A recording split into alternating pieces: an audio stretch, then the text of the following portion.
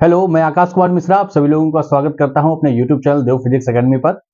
आज हम लोग इस वीडियो में जानेंगे sign convention for spherical mirror, magnification by mirror, mirror formula और इसके साथ साथ कुछ एग्जांपल्स के बारे में भी देखेंगे। So let's start.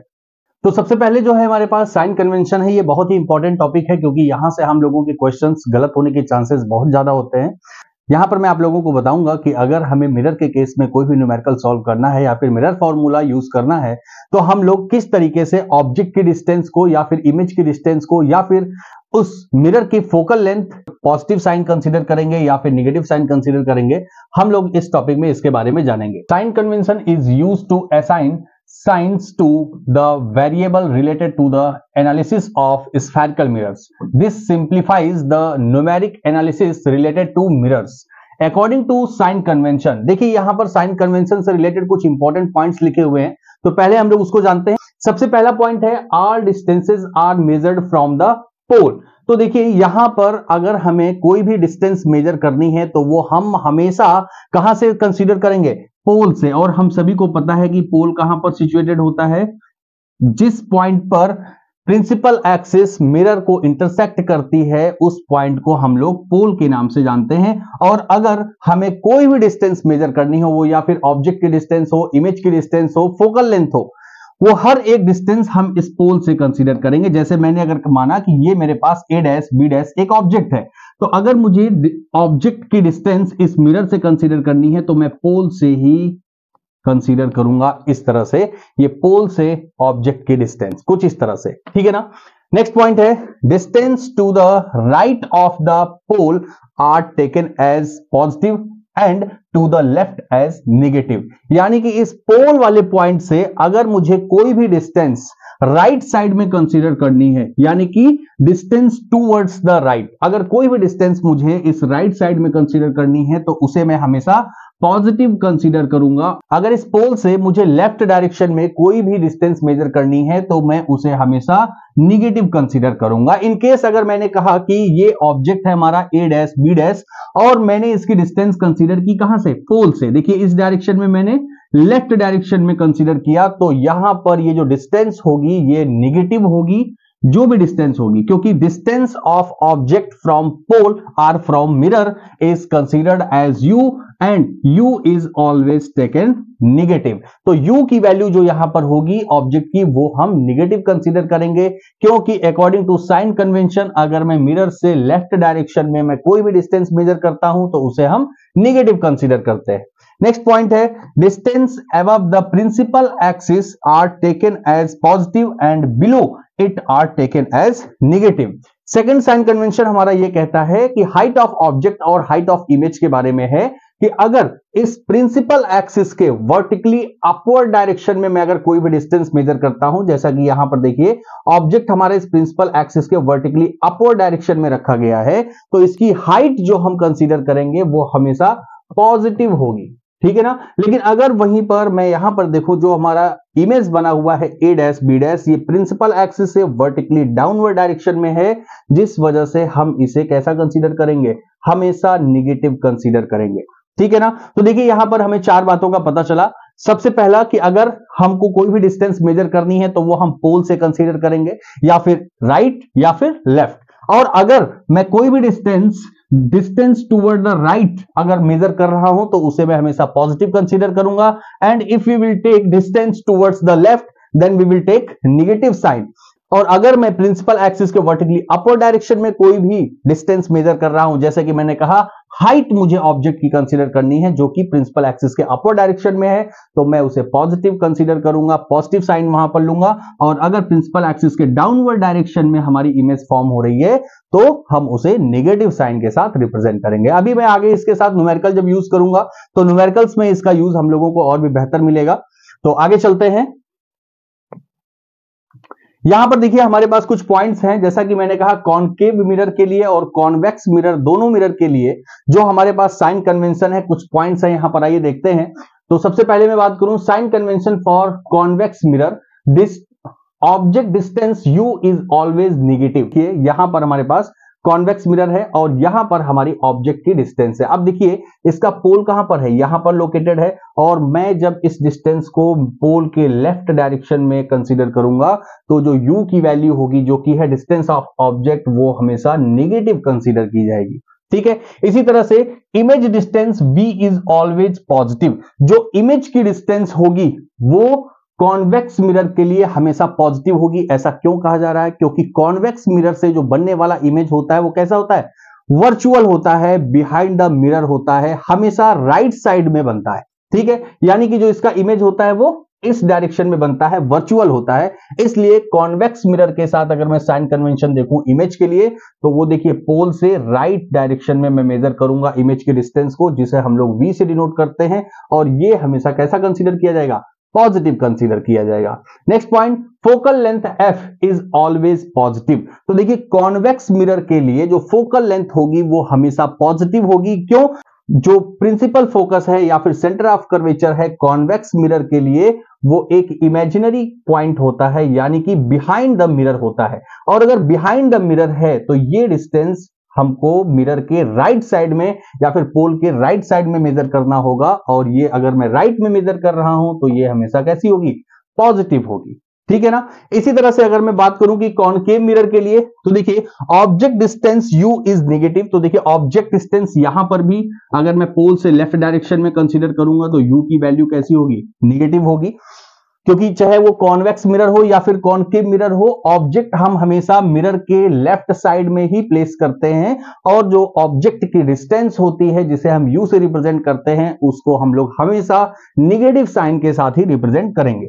ठीक है, उसकी वैल्यू हमेशा नेगेटिव ही कंसीडर करेंगे। Image distance v is negative except when object is between focus and पोल।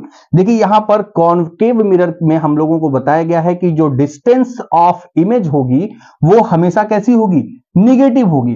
क्यों, क्योंकि हमने कॉनकेव मिरर के इमेज फॉर्मेशन में 5 केस में ऐसा पढ़ा था जब इमेज रियल बन रही थी।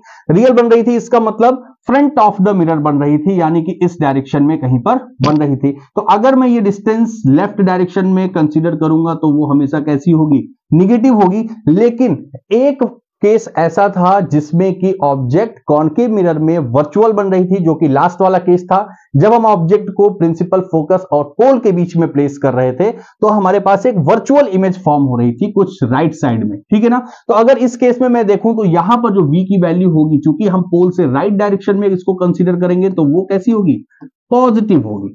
ठीक है ना, यहां पर v की वैल्यू पॉजिटिव होगी। और सबसे इंपॉर्टेंट पॉइंट यहां पर लिखा हुआ है, देखिए फोकल लेंथ इज नेगेटिव। तो देखिए कॉनकेव मिरर जो होगा उसके लिए फोकल लेंथ हम हमेशा नेगेटिव कंसीडर करेंगे। क्यों, देखिए यहां पर हमारे पास कॉनकेव मिरर है और जो फोकल लेंथ और सेंटर ऑफ कर्वेचर है, देखिए यहां पर ये हमारे पास फोकल लेंथ है, यानी कि पोल और प्रिंसिपल फोकस के बीच की जो डिस्टेंस है फोकल लेंथ, वो हम हमेशा नेगेटिव करेंगे। क्यों, क्योंकि पोल से लेफ्ट डायरेक्शन में हमको फोकल लेंथ कंसीडर करना होगा, और अगर मैं पोल से लेफ्ट साइड में अगर कोई भी डिस्टेंस मेजर करूंगा तो वो कैसी होगी, साइन कन्वेंशन के अकॉर्डिंग नेगेटिव होगी। ठीक है ना, वो कैसी होगी, नेगेटिव। तो ये बात हमें न्यूमेरिकल के टाइम पर भी एकदम ध्यान रखनी है कि अगर हमसे कहा गया है कि वहां पर मिरर कैसा है, कॉनकेव मिरर है, तो हमारे दिमाग में ये अपने आप आ जाना चाहिए कि वहां पर फोकल लेंथ निगेटिव ही कंसीडर की जाएगी। आपको क्वेश्चन में दिया जाएगा कि हाँ फोकल लेंथ ऑफ 10 सेंटीमीटर, लेकिन वहां पर फोकल लेंथ आपको -10 ही कंसीडर करना है, तभी कैलकुलेशन करना है, अदरवाइज हमारा आंसर गलत हो जाएगा। ठीक है, आगे चलते हैं हम लोग। अगला टॉपिक है हमारा मैग्निफिकेशन बाय मिरर। ये भी बहुत ही इंपॉर्टेंट टॉपिक है, ये न्यूमेरिकल में हम लोगों को बहुत हेल्प करता है और साथ ही साथ हम लोगों को इमेज की नेचर बताने में बहुत ही हेल्प करता है। तो आइए देखते हैं जरा मैग्निफिकेशन क्या होता है। Magnification is defined as the ratio of the size of the image to the size of the object। यानी कि मैग्निफिकेशन जो है वो हाइट ऑफ द इमेज और हाइट ऑफ द ऑब्जेक्ट का रेशियो होता है। Magnification basically tells how in large or small the image is with the respect to the object size. यानी कि मैग्निफिकेशन हमको यह बताता है कि जो हमारी इमेज फॉर्म हुई है वो ऑब्जेक्ट के कंपैरिजन में कितनी बड़ी है या कितनी छोटी है। कि मैग्निफिकेशन हमको यह बताएगा कि जो हमारी इमेज फॉर्म हुई है वो ऑब्जेक्ट के कंपैरिजन में कितनी बड़ी, इन लार्ज या फिर कितनी छोटी, डिमिनिश्ड या फिर स्मॉलर है। ठीक है ना। मैग्निफिकेशन को हम लोग स्मॉल m से रिप्रेजेंट करते हैं और जो इसका मैथमेटिकल फॉर्मूला है वो होता है HI/HO, यानी कि ये किसका रेशियो है, हाइट ऑफ इमेज और हाइट ऑफ ऑब्जेक्ट का। देखिए यहां पर बताया गया है M is magnification, HI is image height, HO is object height, ठीक है ना। यहां पर एक पॉइंट और है, the object form of magnification formula in term of image and object distance is given as. देखिए जो मैग्निफिकेशन का फॉर्मूला है हमारे पास HI/HO, हम लोग इसको ऑब्जेक्ट और इमेज की डिस्टेंस के फॉर्मेट में भी यूज कर सकते हैं, जो कि है M is equal to -V/U, ठीक है। ये चीज हमें ध्यान रखनी है, यहां पर माइनस साइन लगा हुआ है, -V/U, ये हमारे पास मैग्निफिकेशन का एक और फॉर्मूला है। अगर मैग्निफिकेशन की वैल्यू 1 के बराबर हो तो यहां पर हम ये कह सकते हैं, देखिए मैग्निफिकेशन इज इक्वल टू हमारे पास है HI/HO। मैग्निफिकेशन की वैल्यू 1 आने का मतलब ये है कि यहां पर हाइट ऑफ ऑब्जेक्ट और हाइट ऑफ इमेज दोनों की वैल्यू क्या होगी, सेम होगी, तभी यहां पर एक आ सकता है। जैसे मैंने मान लिया कि अगर यहां पर हाइट ऑफ इमेज 2 सेंटीमीटर और हाइट ऑफ ऑब्जेक्ट भी कितनी है, 2 सेंटीमीटर है, उसी केस में हमारे पास मैग्निफिकेशन की वैल्यू 1 आ सकती है। और इस केस में अगर मैं नेचर की बात करूं तो जो हमारा इमेज होगा वो ऑब्जेक्ट के केस में कैसा होगा, सेम साइज होगा। कैसा होगा, सेम साइज का होगा। तो अगर सेकंड केस की बात करें, यहां पर अगर हमारे पास मैग्निफिकेशन की वैल्यू 1 से ज्यादा है, देखिए मैग्निफिकेशन की वैल्यू अगर 1 से ज्यादा है तो किस केस में हो सकता है, हमारे पास अगर हाइट ऑफ इमेज की वैल्यू ज्यादा हो और हाइट ऑफ ऑब्जेक्ट की वैल्यू कम हो, यानी कि ये डिनोमिनेटर हमारा कम हो और नॉमिनेटर क्या हो, ज्यादा हो, उसी केस में मैग्निफिकेशन की वैल्यू हमारे पास 1 से ज्यादा आ सकती है। एग्जांपल के लिए मैंने कहा कि अगर मेरे पास हाइट ऑफ इमेज की वैल्यू है 3 और हाइट ऑफ ऑब्जेक्ट की वैल्यू है 2, तो यहां से जो वैल्यू आएगी वो आएगी 1.5, ठीक है ना। तो यहां पर अगर 1.5 ये वैल्यू आ रही है, इसका मतलब ये है कि जो हमारी इमेज है वो ऑब्जेक्ट के कंपैरिजन में बड़ी है। तो यहां पर अगर मैं नेचर की बात करूंगा तो जो नेचर होगा हमारे इमेज का वो कैसा होगा, इन लार्ज होगा। कैसा होगा, इन लार्ज होगा। एक और केस हमारे पास बचता है कि जहां पर मैग्निफिकेशन की वैल्यू 1 से कम हो। तो देखिए मैग्निफिकेशन की वैल्यू 1 से कम कब हो सकती है, जब डिनोमिनेटर की वैल्यू ज्यादा हो और नॉमिनेटर की वैल्यू कम हो, उस केस में हमारे पास यहां पर m की वैल्यू 1 से कम आएगी। तो देखिए एक मैं एग्जांपल के तौर पे देता हूं, यहां पर m इज इक्वल टू, अगर मैंने कहा कि हाइट ऑफ इमेज कितनी है, 2 सेंटीमीटर है और हाइट ऑफ ऑब्जेक्ट की वैल्यू 3 सेंटीमीटर है, तो यहां से वैल्यू जो आएगी वो कितनी आएगी, 0.6 समथिंग आएगी, ठीक है। तो मैग्निफिकेशन की वैल्यू देखिए कितनी आ गई, 0.6 आ गई, यानी कि m से कम आ गई। और ये जो वैल्यू मैंने लिखी है, देखिए हाइट ऑफ इमेज और हाइट ऑफ ऑब्जेक्ट का रेशियो ही तो लिखा है। तो यहां पर क्या है, देखिए height of image 2 centimetre, height of object 3 centimetre, यानी कि यहीं से मुझे ये पता चल जा रहा है कि जो हमारी इमेज है वो ऑब्जेक्ट के कंपैरिजन में छोटी है। यानी कि यहां से अगर मुझे नेचर बताना हो तो जो हमारी इमेज है वो ऑब्जेक्ट के कंपैरिजन में कैसी है, डिमिनिश्ड है। कैसी है, डिमिनिश्ड है। तो ये देखिए 3 पॉइंट्स ये हमको ध्यान रखने हैं। यहां से हम लोग अपने जो न्यूमेरिकल करेंगे उसमें जो हमसे पूछा जाएगा नेचर ऑफ इमेज, तो यहां से हम लोग बता सकेंगे। अगर m की वैल्यू 1 के इक्वल है तो हमारा इमेज ऑब्जेक्ट से सेम साइज में होगा। अगर मैग्निफिकेशन m की वैल्यू 1 से ज्यादा है तो हमारा इमेज इन लार्ज होगा ऑब्जेक्ट के कंपैरिजन में। अगर मैग्निफिकेशन की वैल्यू 1 से कम है तो हमारा इमेज जो होगा वो ऑब्जेक्ट के कंपैरिजन में डिमिनिश्ड होगा, ठीक है ना। तो ये हम लोगों को हेल्प करेगा न्यूमेरिकल करने में। सो अभी मैं इसके बाद न्यूमेरिकल करूंगा, तो देखिए आगे चलते हैं। तो देखिए यहां पर हम लोगों के पास एक एग्जांपल है, क्या कह रहा है question, if the image is distance of 6 centimetre and the object is at 12 centimetre in the front of the concave mirror, calculate the magnification form. तो हम लोगों से यहां पे मैग्निफिकेशन की वैल्यू पूछी गई है, तो वन बाय वन हम देखते हैं कि क्या क्या चीजें हम लोगों को गिवन है। देखिए image is a distance of 6 centimetre, image की डिस्टेंस हम लोगों को 6 सेंटीमीटर दी गई है। It means v is equal to 6 centimetre, ठीक है। और क्या दिया गया है, object is at 12 centimetre in the front of the concave mirror, यानी कि u की वैल्यू भी हमको दी गई है कितनी, 12 सेंटीमीटर। देखिए यहां पर मैंने आपसे कहा था साइन कन्वेंशन के अकॉर्डिंग कि ऑब्जेक्ट हम हमेशा मिरर के फ्रंट में प्लेस करेंगे या फिर लेफ्ट डायरेक्शन में प्लेस करेंगे, और अगर पोल से कोई भी डिस्टेंस में लेफ्ट डायरेक्शन में मेजर करता हूं तो उसे हम नेगेटिव साइन के साथ रिप्रेजेंट करेंगे। तो देखिए यहां पर जो हमने ऑब्जेक्ट लिया है, क्वेश्चन में तो हम लोगों को 12 सेंटीमीटर लिखा हुआ है, लेकिन इसे ऑटोमेटिकली हमें क्या करना है, माइनस साइन के साथ रिप्रेजेंट करना है। अब हमसे कहा गया है कैलकुलेट द मैग्निफिकेशन फॉर्म। ठीक है, तो यहां पर मैग्निफिकेशन का फॉर्मूला हम लोगों के पास है, क्या है मैग्निफिकेशन का फॉर्मूला HI अपॉन HO के फॉर्म में भी है, लेकिन HI और HO तो यहां पर दिया नहीं है, लेकिन एक फॉर्म और है हमारे पास जो कि कहता है माइनस V अपॉन U। तो हम लोग माइनस V अपॉन U वाला फॉर्मूला यहां पर यूज करें अगर, तो हो जाएगा मैग्निफिकेशन इज इक्वल टू, देखिए माइनस साइन हमने एज इट इज लगाया और V की वैल्यू कितनी है, यहां पर मैंने V की वैल्यू 6 प्लेस की और U की वैल्यू है -12, तो ये वाला माइनस और ये माइनस मिलकर के क्या हो जाएगा, प्लस हो जाएगा।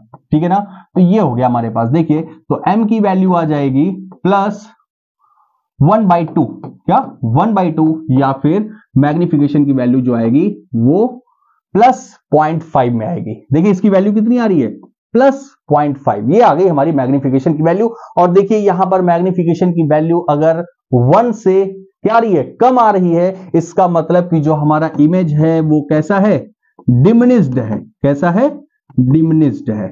ठीक है ना, तो यहां से हमने इसको भी बता दिया कि हमारे जो इमेज का नेचर है वो कैसा है, डिमिनिश्ड है, ऑब्जेक्ट के कंपैरिजन में छोटा है। ठीक है, आगे चलते हैं।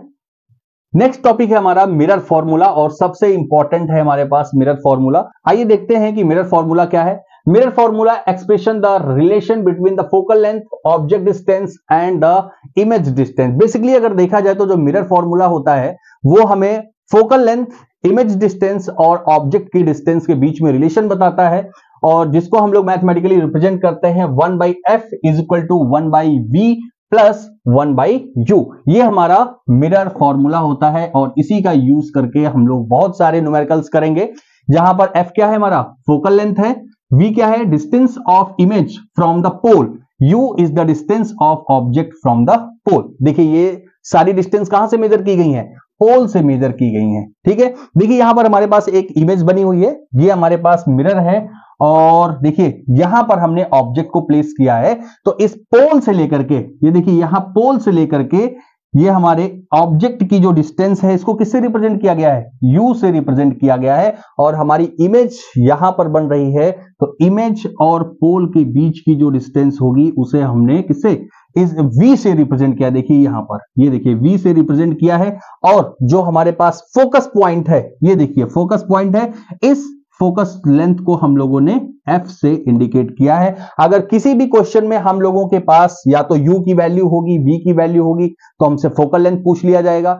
या फिर अगर हमारे पास फोकल लेंथ की वैल्यू होगी, u की वैल्यू होगी, तो हमसे v की वैल्यू पूछ ली जाएगी। मतलब इन तीनों में से कोई भी दो वैल्यू हम लोगों को दी जाएगी और थर्ड वन हमसे पूछा जाएगा, और उसी के बिहाफ पर हम लोगों से नेचर ऑफ इमेज भी पूछा जाएगा। ठीक है ना, तो आइए देखते हैं जरा एक क्वेश्चन में हम लोग करके।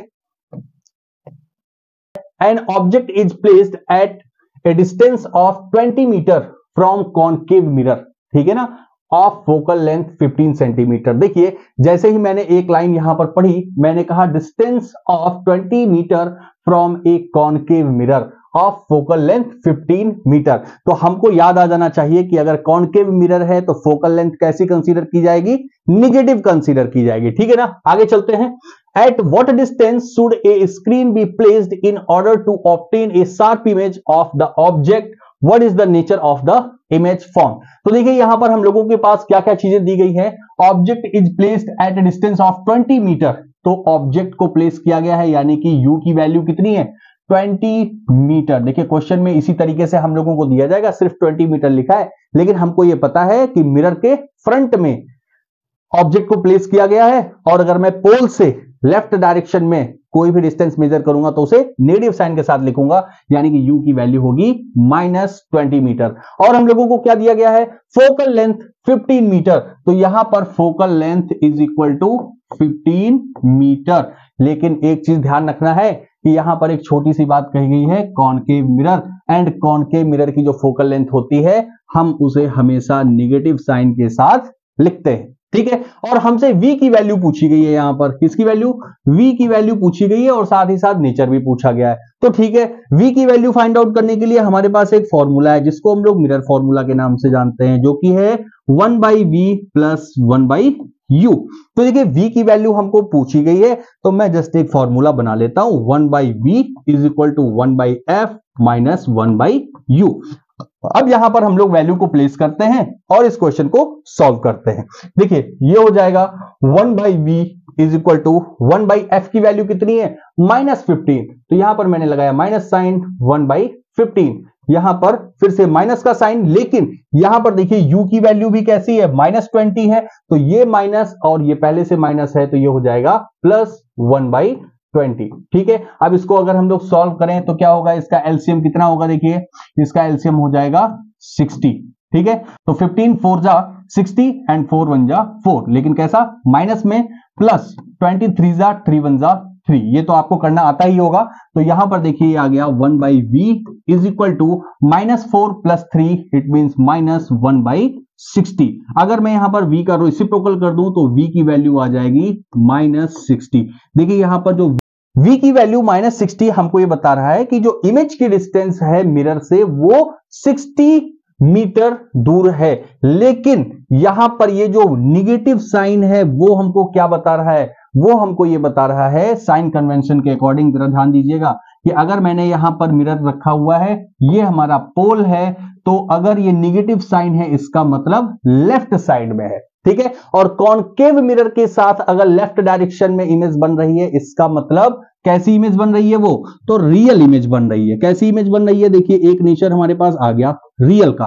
क्यों, मैंने आपको बताया था कि अगर चाहे वो कॉनकेव मिरर हो या फिर कॉन्वेक्स मिरर हो, अगर हमारी image front of the mirror बन रही है तो वो रियल होगी, अगर बिहाइंड द मिरर हो रही है तो वो वर्चुअल होगी। यहां पर हमारे पास v की वैल्यू निगेटिव में आई है, इसका मतलब हमारी image front of the mirror बनी है और हमारी इमेज कैसी है, रियल है।